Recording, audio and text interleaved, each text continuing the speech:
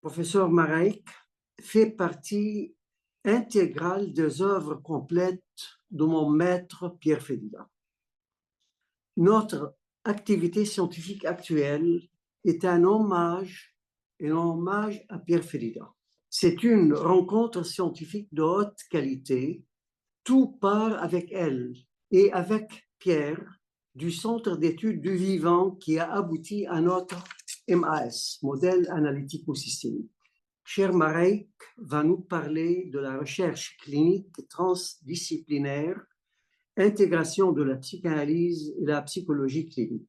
Pour commencer, en fait, je voudrais évoquer que le patient n'est plus le même du temps de Charcot ou de Freud. Donc, les choses ont changé et je dirais même, aujourd'hui, le patient est transdisciplinaire. Donc, cela sollicite de nous une adaptation méthodologique extraordinaire. Le patient, quand il vient, ce n'est pas, et même chez le psychanalyste, pour faire une psychanalyse, c'est très rare. Hein, donc il vient parce qu'il est stressé, parce qu'il a mal, parce qu'il va pas bien, son couple ne va pas, il s'entend pas au travail. Enfin voilà, il y a tout cela et il faudra trouver un point de départ avec lui selon la technique qu'on a. Donc aujourd'hui, les techniques, les progrès en médecine et dans la technologie ont tellement changé que les patients se sont concernés par tout ce qui leur arrive. Le moindre mal, ils vont consulter sur Internet. Donc, ça leur donne une illusion d'avoir des choses très rares ou d'avoir toutes les maladies. Et c'est tout à fait une autre situation comme au XVIIIe siècle, fin XVIIIe, l'hystérie. Quand on regarde aujourd'hui les photos de Charcot de l'hystérie, on a l'impression que ce n'est pas de l'hystérie, mais que ça touche à la bipolarité, au délire, à toute autre chose.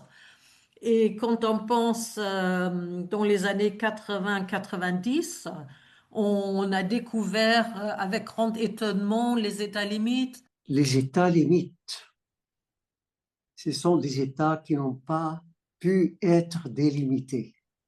Exactement, On est d'accord? exactement. On est à borderline, à bord de l'abîme. On n'a pas pu délimiter, donc on met dans le coffre-fort. Tout à fait, L'intégration. Il faut avoir l'art d'intégrer. Et là, je exactement. vais posséder l'art d'intégrer tes interventions. De la phénoménologie à la médecine, à la psychopathologie fondamentale. Donc c'est ça, on parle du dit pour voir le non-dit et faire le lien entre différents